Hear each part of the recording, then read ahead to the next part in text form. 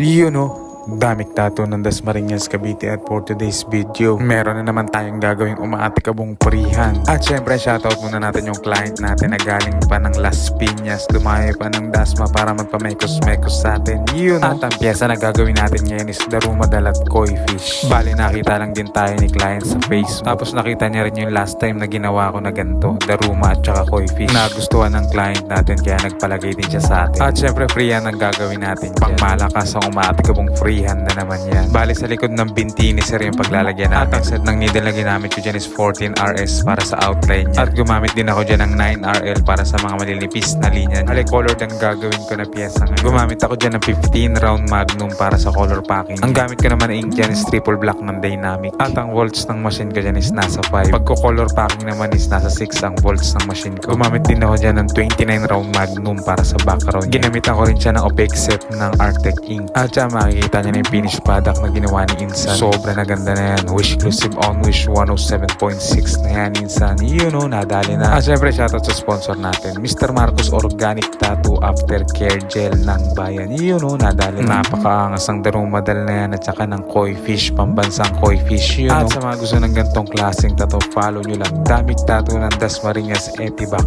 You know, nadali na. Wish exclusive on Wish 107.6.